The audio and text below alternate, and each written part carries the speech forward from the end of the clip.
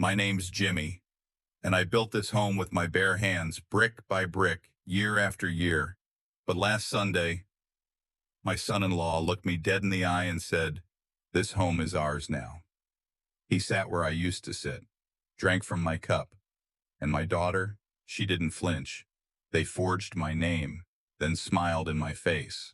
How do you fight for something you already earned? And why does it feel like I'm the stranger in my own story? The morning started just like any other. I was up before the sun, same as I've done for the last 30 years in this house. The old kettle squealed, just the way my wife used to hate. Her favorite chair still sat near the window, that raggedy cushion shaped like her. Outside, the little gnome she named Clarence stood guard by the rosebush she planted. This house, every corner of it breathes her. And me, the neighborhood ain't the same. Most of the folks I grew up with here have moved or passed on. New faces, strange habits. But my house, it's still mine. Or so I thought. I was buttering a piece of toast when Darnell strolled into the kitchen like he'd paid the mortgage last night. "Morning, Pops," he said, all casual. Then he reached into the fridge like it was his. "You know this home's ours now, right?" I stopped mid-spread, knife hovering in the air. "What did you say?" He leaned against the counter like we were just shooting the breeze. "Yeah, Shayna and I talked. This house, it belongs to us now. You told her it'd be hers someday. Well, we just fast-forwarded that part." At first I laughed, thought maybe he was trying to be funny, but he didn't laugh back. I waited for him to say he was playing. He never did. I took a breath, set the toast down. "This house still has my name on every brick," I said. Darnell shrugged, cool as a breeze. "We're just helping you ease into the next chapter. Retirement life, you know." Then she walked in. Shayna, my only daughter.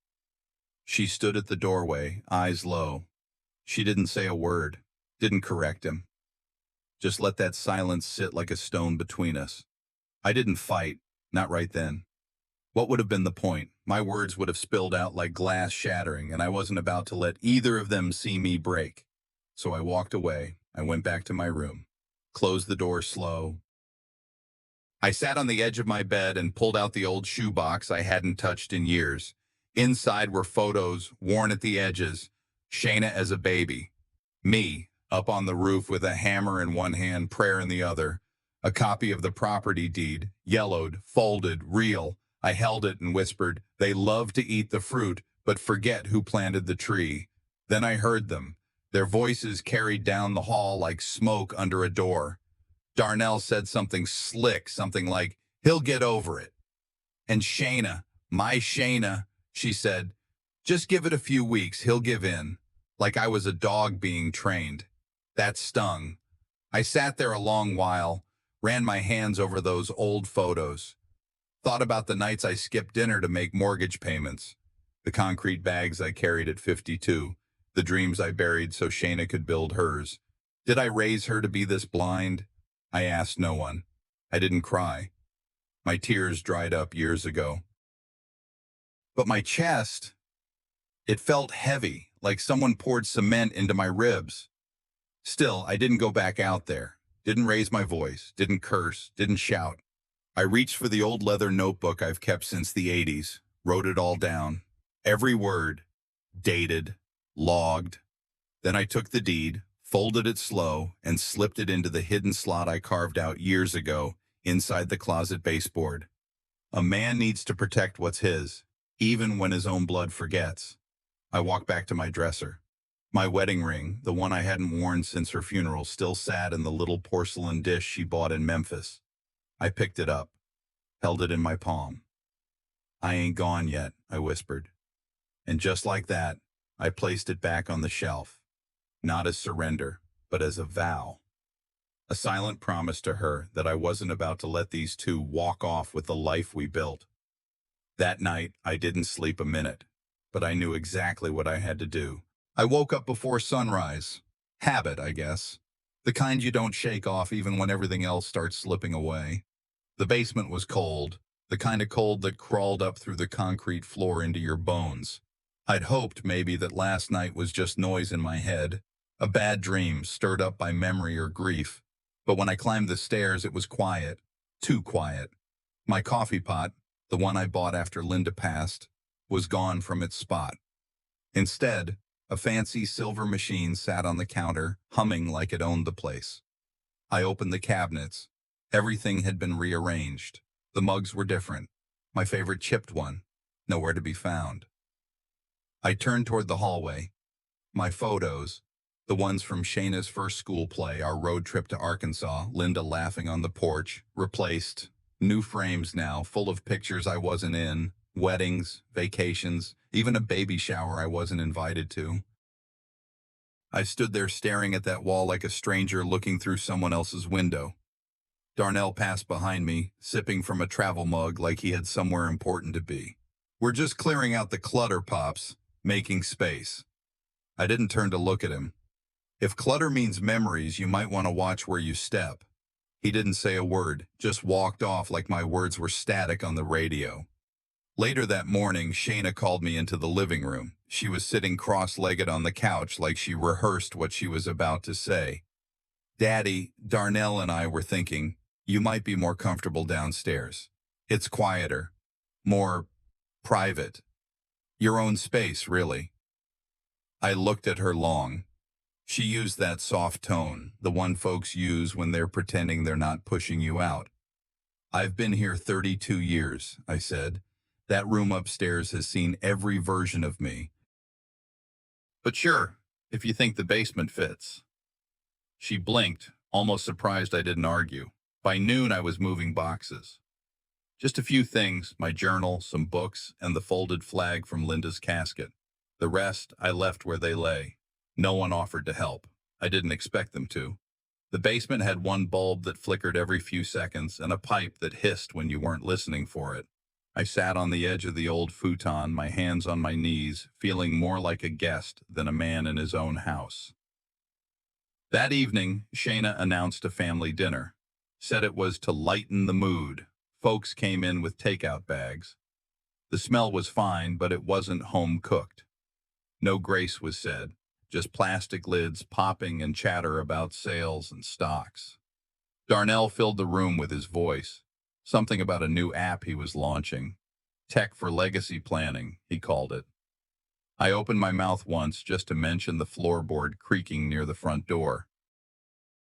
Shayna waved me off, smiling like I was a child interrupting grown folks. "Daddy, can we not start tonight?" Everyone got quiet for a beat. Then someone, I think it was her cousin Marcus, chuckled and said, "You had a good run, Unc. Now it's their turn." That was it.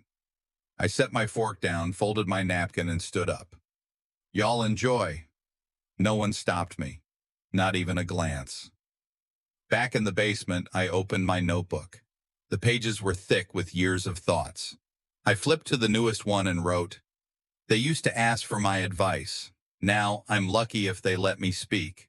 I stared at that sentence, then added, "When did I stop being family and start being furniture?"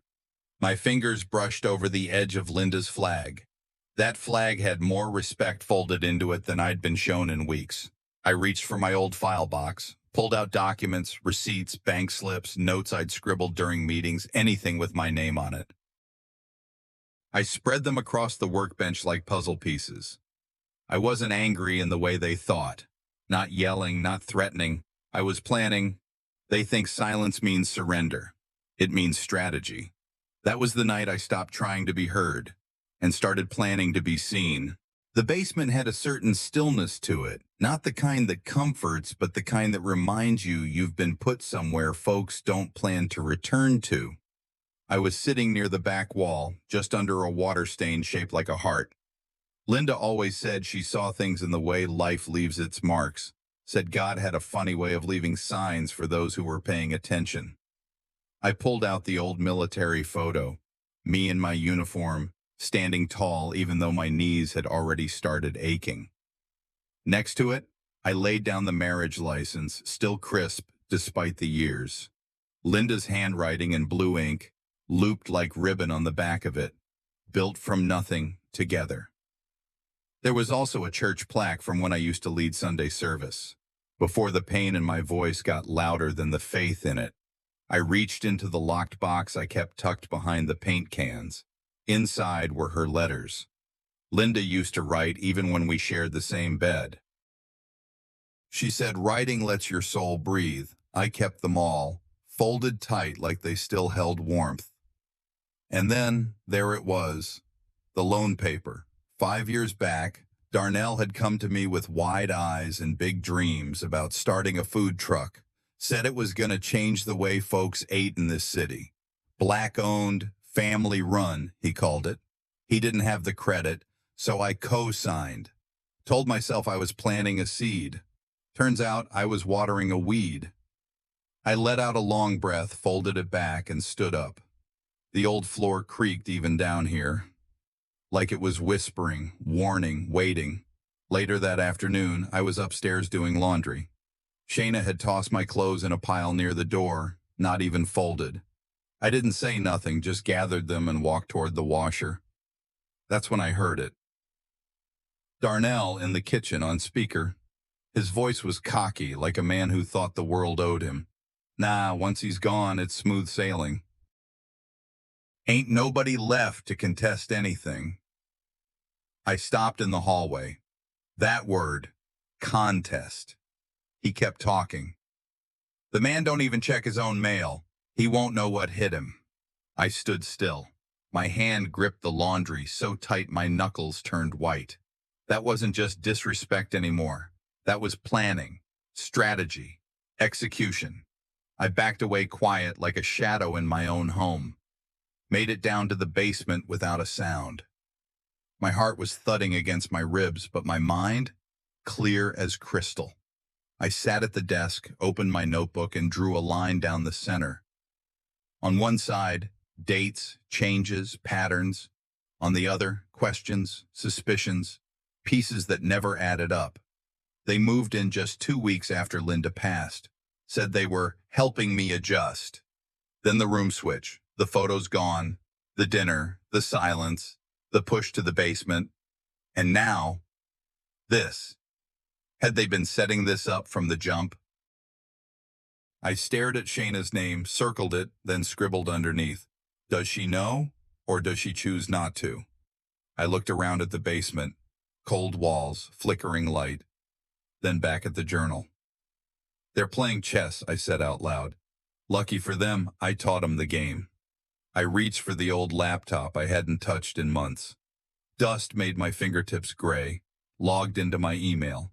Passwords still worked. Messages popped up. VA, my lawyer, city office. I opened one marked urgent. It mentioned a property transfer request. Initiated but not completed. I forwarded it to myself, then printed it. Ink ran out halfway through, so I replaced the cartridge and printed again. Then I turned to the answering machine. I hadn't played the messages in a while. Most were robocalls or silence. But the last one, Linda's voice. Don't ever let them make you small in your own home. I sat back. Let it wash over me. It didn't hurt this time. It anchored me. That night, I flipped to a clean page and wrote, they thought I was quiet because I didn't know, but now I do. And knowing, that's where the fire starts. The sun came in soft that morning, draping across the porch like it always did this time of year. Birds were chirping over near the pecan tree. Garden looked alive again, just like Linda kept it. For a second, everything felt normal. Almost.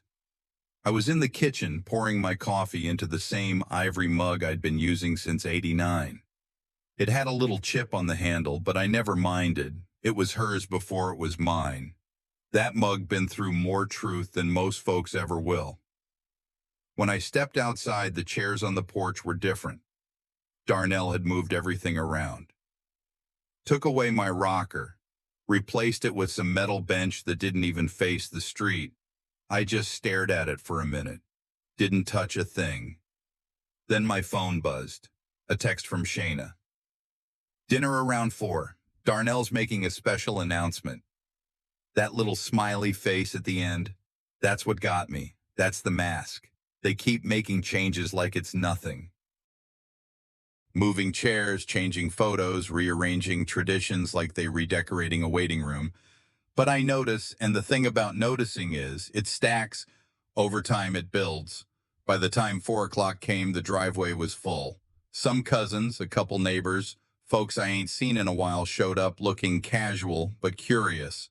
Darnell stood in the center of the yard like he was hosting a backyard wedding. Had his phone propped up on a mini tripod, little microphone clipped to his collar. I stood behind the screen door, watching, not hiding, just not included. He started the live stream. "Hey fam, welcome back to the Lansing Legacy series," he said, grinning like a politician. "We're here at what I'm officially calling the Lansing Legacy home where our new journey begins." Somebody behind the camera clapped. I stepped out for a moment, walked across the edge of the frame, didn't say a word, didn't need to. Comments popped up on his phone screen. "Whose house is that? Wait, was that Grandpa?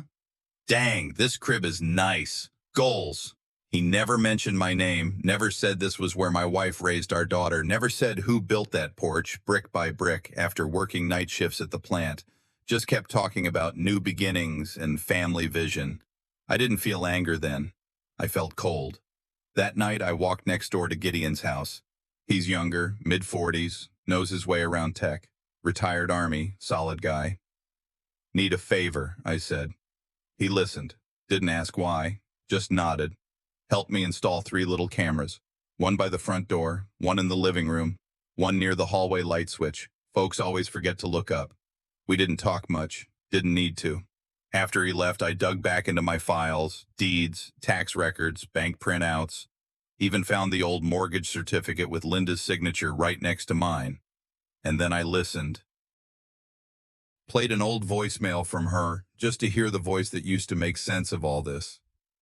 "When you built this," she said, "I thought it'd hold our names forever. Don't let it become just walls and air." Was she talking to me or warning me? Next morning, before anyone else was up, I heard Shayna on the phone in the hallway. "He's been lurking," she whispered, "like he owns the place." Then Darnell chimed in. "He's paranoid. Everything's a conspiracy. He's slipping." I could have stormed out right then, but I didn't. I went back downstairs, pulled one clip from the camera by the front door, just enough to show Darnell talking about ownership like I was dead already. Emailed it to the attorney I used years ago when Linda and I updated the will. No explanation, just the file and the words, "More coming." Later that day, Shayna looked at me longer than usual. Like maybe, just maybe, she knew, but she didn't speak. And I didn't need her to. That night, I stared at the ceiling, same crack, same water stain, and I told myself, clear as gospel, if they want my silence, they'll need to bury me first. I woke before the sun, though I couldn't say if I slept at all. The basement was darker than usual, the single bulb flickering even sooner. I found myself reading old journal entries by lamplight. Entries where Linda's pen had scrawled everything she believed in, everything I believed I stood for. Her last note sat there. "Don't let them shrink your voice, Jimmy." I traced the words with my thumb, felt that weight in my chest. I held that note for a long time, longer than I'd thought possible without it ripping. Pushed myself to breathe steady. I said under my breath, "They don't get to write the whole story." Folded it, tucked it in my shirt. Pulled my old folder out, loan record, deed info, trust clause, all the papers that said I matter. I stuffed the bundle into my pocket, felt the weight. Then I stood, steadied myself, walked upstairs like I owned every step, because in truth, I did. I found Darnell in the kitchen, as I'd known I would.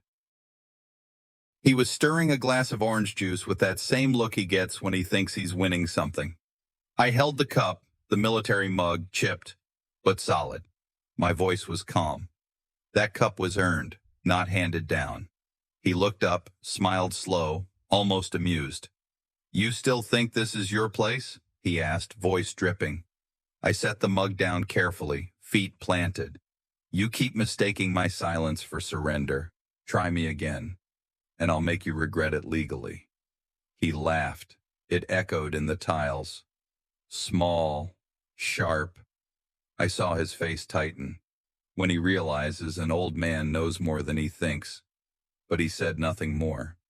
He turned away. Later, Shayna found me sitting on the back steps, sky fading toward dusk. She was upset, not because I stood up to him, but because it made a scene, made people look. "Dad," she said, voice shaking, "why do you always have to push? Can't you just let things be?" I looked at her, tired, hurt. Peace at the price of dignity ain't peace. I paused, felt the night air. You always made us feel like we had to earn your love. Her face broke, tears in her eyes. That hurt more than I can say. Because love should be given, especially by fathers. But I held back tears. Didn't cry, just listened to her own voice unravel. She said maybe I didn't understand how public things are, how business and reputation matter. I said maybe dignity matters more. When she walked away, I didn't yell. I didn't insult. I didn't chase her. That night, I sat in my old study, the one corner Linda used to brighten with flowers. I pulled out my phone camera, turned it on, aimed it low so only my voice showed. I spoke into it not for viewers, just for a lawyer, just in case. I described the kitchen confrontation, the way Darnell's face looked when I stood firm, the way Shayna's eyes were full of something she couldn't bring herself to name. Then I did something I haven't done in years. I recorded a new will statement. Same name, same home, same love I built with Linda. I didn't attach anger to it, just truth. In the dim light, I pressed stop recording. I whispered, I didn't raise a fool, but I sure let one marry my daughter. I sat there, the room quiet except for the hum of the street outside. My resolve wasn't loud. It didn't need to be. It settled in my bones. I looked at the ceiling, those cracks, the water stains, same as always. But something inside me had shifted. A line had been drawn. I wouldn't be invisible anymore. Sunday dinners used to mean something in this house. Linda would make her cornbread from scratch, hum gospel tunes while stirring sweet potatoes, and smile like family was enough. But today, it wasn't about love. It was about control dressed up in hospitality. Shayna insisted we host a small dinner for Amara, she said, claimed it was just to show the little one how loved she is. I didn't believe it, but I went along anyway. Sometimes it's better to sit at the table and observe than make a scene outside the door. The guests arrived, old neighbors and some of Darnell's business contacts. Food was good, too good, like it was meant to distract. Darnell stood at the head of the table like a man who'd bought the house and not just married into it, loud, laughing, telling stories that twisted truth into comedy. Back in Jimmy's day, you had to beg for indoor plumbing, he said, holding up his glass. Folks chuckled, unsure if they were supposed to. One woman even looked at me like, "You okay with that?" I nodded and smiled, but it cut deep, and he didn't stop. He leaned into stories where I was the villain. Pop used to count every slice of bread like he was guarding gold. Couldn't even leave the TV on without him checking the meter. I laughed again. Just one of those quiet, empty ones. Not because it was funny, but because I realized then, not all silence is strength. Some of it's just surrender. And I'd done enough of that. After the dishes were cleared and folks left with pie to go, I walked back to my study. My bones were heavy, but my spirit heavier. I sat at my old file cabinet, looking for an old picture, one of me and Linda on our porch back when things made sense. Instead, I found something else, tucked behind some old tax forms, something folded neat, as if it had been there on purpose. I pulled it out. It was a scanned copy of a legal document. Property transfer. My name, not in my handwriting. Dated right around the time I was in the hospital last year. The wording chilled me. Darnell and Shayna listed as co-owners. Me? Resident, Not even owner emeritus, just tolerated. My hands shook. My vision narrowed. A memory hit. Shayna brushing me off when I asked about legal mail last fall. Darnell saying, "Don't worry, I already picked it up." I hadn't seen a single envelope with my name in months. I sat down, whispered to myself. They didn't just push me aside. They erased me. I didn't cry. I didn't shout. I drove. Late night. Gravel under my tires and wind coming through the cracked window. I pulled up to Marcy's house. She opened the door in slippers, still tying her robe. I didn't say a word, just handed her the paper. She read it, twice. "Clef," she said slowly, "they've been laying bricks for this betrayal a long time. You just now seeing the wall." I didn't flinch, just nodded. My voice was low. "They gonna learn there's still fight left in this old lion." She touched my shoulder like Linda used to. Said, "Then fight smart, not loud." Back at the house, I closed the door to my study behind me, flipped on the desk lamp. I took out the small camcorder I'd been using to record my legal journals, zoomed in tight on my face. "If this gets out," I said, "you'll know I ain't going down quiet. My name ain't ink. It's carved in wood." I turned off the camera, opened a drawer, pulled out an old, beat-up notebook, one that had numbers, names, contacts I hadn't used since I retired. One name stood out. A law enforcement buddy who owed me a favor. I flipped to the page, took a breath, and dialed a number I hadn't called in 15 years. The air had that fake sweetness to it, like sugar on spoiled milk. Lanterns strung across the backyard, soft jazz humming from the speakers, candles flickering at every table. Shayna had gone all out. "Tonight's a celebration," she told folks. "New beginnings for the Lansing legacy." She wore cream and gold, like a bride renewing vows, not a daughter standing on bones. I stood back on the porch, my hands wrapped around the old ivory mug, Linda's favorite one, the handle chipped where it used to knock the sink. That mug had outlasted more than most folks in that yard. Shayna raised a glass. "Thank y'all for coming to celebrate this next chapter. We're grateful to share this home with the community, and to have Daddy here with us tonight." "Honored guest," she said loud. That word sat wrong in my chest. Honored guest. I didn't move, just watched. They thought tonight was theirs. Darnell took the mic next, all teeth and shine. "This home," he said, spreading his arms like he laid every brick, "is a symbol of family, of vision, of hard-earned progress." He smiled into the crowd. "And we want y'all to see what we've built, together." Right on cue, the projector screen blinked alive. I didn't press the button. Marcy did. From the back. Quiet. Precise.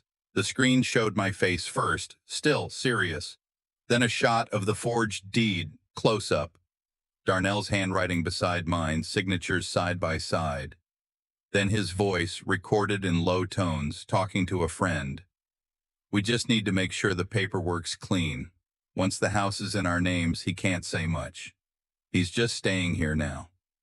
Gasps. Actual gasps. Someone dropped a glass. It shattered hard. Shayna stepped back. Her hand went to her mouth. Darnell froze mid-sentence, one hand still holding the mic like if he stayed still it would all rewind. I didn't say a word. Didn't need to. That silence, the same one they used to fill with lies, was now heavy with truth. The crowd shifted. Whispers started. "Did you hear that? He forged his father-in-law's name. He's been living here since the 70s. He built this place." Then Marcy stepped forward like a judge. "Jimmy built this house with calloused hands and honest sweat. That screen shows who's been building lies." She turned to the crowd. "How many of y'all knew he planted those magnolias out front? Every brick you see came after that, and they tried to bury him beneath it." Darnell tried to speak. Nothing came out. Folks pulled out their phones, started recording, streaming. One woman whispered loud enough to hear, "He always carried himself with dignity. Now we know why. It was never him who needed hiding. Darnell's face turned the kind of red that ain't from shame. It's from exposure. He backed away from the mic. Just stepped off the stage like it had burned him. That night, I didn't sleep. I sat on the edge of my bed, mug still in hand. I didn't cry. I didn't gloat. I just let it settle. By morning, the news had already spread. The local paper ran a front-page story. Businessman under scrutiny after forgery allegations. Darnell showed up to work to whispers and side glances. HR called him in before lunch. His boss asked for a written explanation. That man built a career off of family branding, and the family just bit back. Shayna came to me late that afternoon. No makeup, no rings. Her eyes were rimmed red. "I didn't know, Daddy," she said. I didn't reply. Not with words. I just looked at her, the kind of look a man gives when there's too much to say and too little left to fix. She tried again. I believed him. I really did. I nodded. Just once, then turned away. Out in the garden, I watched the sun peek over the roof. The same roof I nailed up tile by tile back when my hands didn't ache. I sipped my coffee slow. They used to say by sunrise truth dies down, but that morning it lived. The roses had come in full this season, deep red, thick with bloom, Linda's favorite.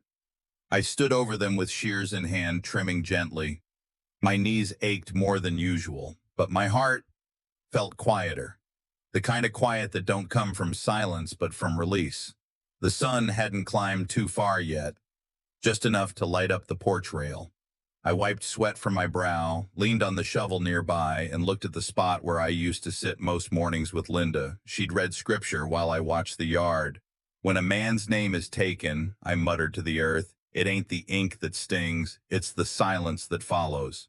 I pulled out my journal, flipped past scribbles, and wrote slow, I forgive because I must live, not because they asked. The screen door creaked. It was a sound I hadn't heard from her in weeks. Shayna stood there, hair pulled back, eyes puffy, the baby pressed to her chest like a shield and a prayer all at once. She didn't say sorry. She didn't need to. I saw what I became, she said. Her voice cracked like brittle wood. I don't want that for her. I didn't move, didn't speak. Sometimes love has to sit in silence just to see if truth still fits. I didn't know how far I'd fallen till that video played, she continued. He's not the man I thought I married. He lost his job. His reputation's gone. He still won't sign the divorce papers, keeps saying it's just a phase. She stepped forward, holding out a folded envelope. I found this in Mama's Bible. I think she meant for you to find it when you needed it most. I took it gently. My name written in Linda's hand, familiar and tender. Later that afternoon, I sat alone in the study. The same room we built from scratch. She picked the paint color. I picked the wood paneling. We argued about curtains once, but laughed when we ended up choosing neither. I opened the letter. Her words met me like wind after a storm. If you're reading this, I know your silence was your shield, but don't let it be your cage.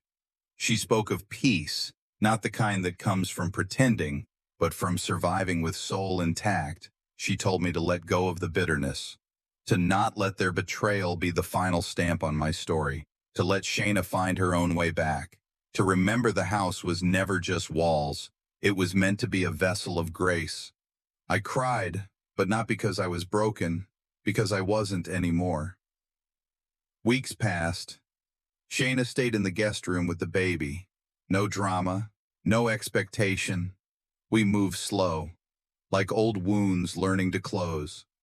I walked her through the rules of the house again, not like landlord to tenant, but like father to daughter. Not because I needed control, but because legacy needs structure. Neighbors nodded at me again. Some waved. One old church friend brought me a pie. I planted a new tree out front, not in place of anything, but as a reminder. A young oak, steady in its roots. Right beneath it, a small plaque, Lansing Legacy. rooted in truth. The last move I made wasn't to fight, it was to forgive. And that's the strongest play I ever made.